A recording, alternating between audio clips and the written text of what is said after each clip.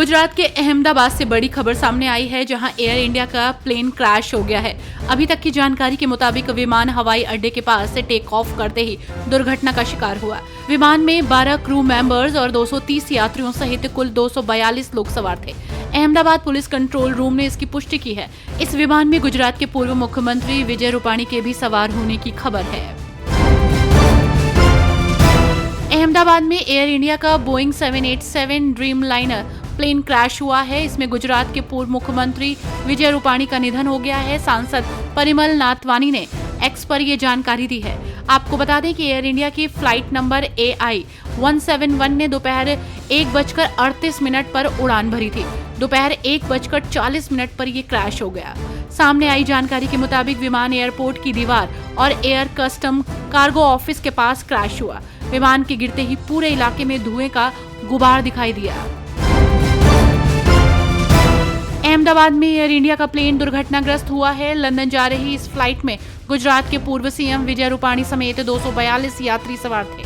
इनमें 53 ब्रिटिश, 7 पुर्तगाली और 1 कनाडाई नागरिक थे। इस हादसे के बाद 100 शव मिलने की खबर सामने आई है। वहीं मरने वालों की संख्या बढ़ती जा रही है। इस हादसे में जो घायल हुए हैं वो बुरी तरह से जल गए हैं। वहीं खबर ये भी सामने आई है कि हादसे से पहले विमान के पायलट सुमित सबरवाल ने एयर ट्रैफिक कंट्रोल को 3 बार मेडे मेडे मेडे सिग्नल दिया था। प्लेन क्रैश को लेकर कांग्रेस नेता राहुल गांधी की प्रतिक्रिया आई है। इसे लेकर उन्होंने कहा, अहमदाबाद एयर इंडिया दुर्घटना दिल दहलाने वाली है। यात्रियों और चालक दल के परिवारों को जो दर्द और चिंता हो रही होगी वो अकल्पनीय है। इस अविश्वसनीय रूप से कठिन इस क्षण में मेरी संवेदनाएं उनमें से प्रत्येक के साथ हैं। प्रशासन द्वारा तत्काल बचाव और राहत प्रयास महत्वपूर्ण है। हर जीवन मायने रखता है और हर सेकंड मायने रखता है। कांग्रेस कार्यकर्ताओं को जमीन पर मदद करने के लिए हर संभव प्रयास करने चाहिए। अहमदाबाद में एयर इंडिया का प्लेन दुर्घटनाग्रस्त होने की खबर से पूरा देश सदमे में है। इसे लेकर लोग दुख जाहिर कर रहे हैं। वहीं इस बीच राष्ट्रपति भवन की तरफ से एक्स पर किए गए पोस्ट में लिखा गया है, अहमदाबाद में हुए विमान हादसे के बारे में जानकर मैं बहुत दुखी हूँ। ये एक हृदय विदारक आपदा है। मेरी संवेदनाएं और प्रार्थनाएं प्रभावित लोगों के साथ हैं। इस अवर्णनीय दुख की घड़ी में पूरा देश उनके साथ खड़ा है। अहमदाबाद प्लेन क्रैश पर पीएम मोदी की प्रतिक्रिया सामने आई। इस घटना पर प्रधानमंत्री नरेंद्र मोदी ने गहरा दुख जताया। उन्होंने कहा कि हादसे के बारे में जानकर स्तब्ध और दुखी हूँ। पीएम मोदी ने कहा, अहमदाबाद में हुई त्रासदी ने हमें स्तब्ध और दुखी कर दिया। ये शब्दों से परे दिल दहलाने वाली घटना है। इस दुखद घड़ी में मेरी संवेदनाएं इससे प्रभावित सभी लोगों के साथ हैं। मैं मंत्रियों और अधिकारियों के संपर्क में हूं जो प्रभावित लोगों की सहायता के लिए काम कर रहे हैं।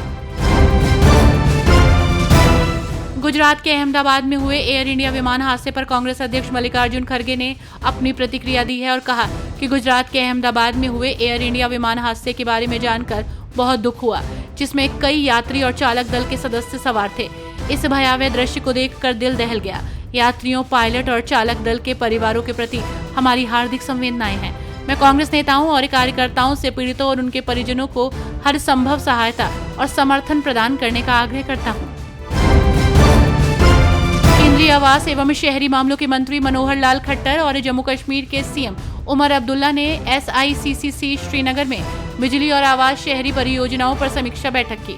वहीं आपको बता दें कि इस दौरान सिंधु जल संधि पर भी चर्चा हुई। चूंकि पाकिस्तान के साथ इस संधि को रद्द कर दिया गया है, ऐसे में सरकार इसका लाभ उठाने की तैयारी में है।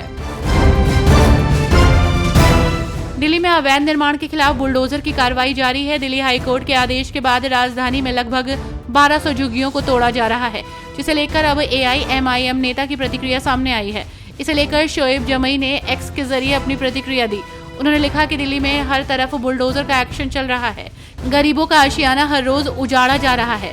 आपको बता दें कि 30 से 40 साल से दिल्ली में रह रहे परिवार भी सुरक्षित नहीं।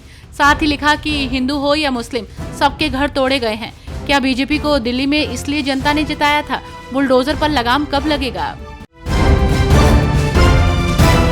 एनसीपी नेता शाइना NC ने ऑपरेशन सिंदूर की तुलना कंप्यूटर गेम से करने पर कांग्रेस नेता नाना पटोले की आलोचना की और कहा, केवल नाना पटोले जैसी घटिया मानसिकता और एक घटिया विचार प्रक्रिया ही ये सुझाव दे सकती है कि ऑपरेशन सिंदूर एक वीडियो गेम था। बेतुकी टिप्पणियां करना और झूठी कहानियां गढ़ना कांग्रेस पार्टी की योजना रही है। ऑपरेशन सिंदूर भारत सरकार द्वारा आतंकवाद को खत्म करने का एक ठोस प्रयास था।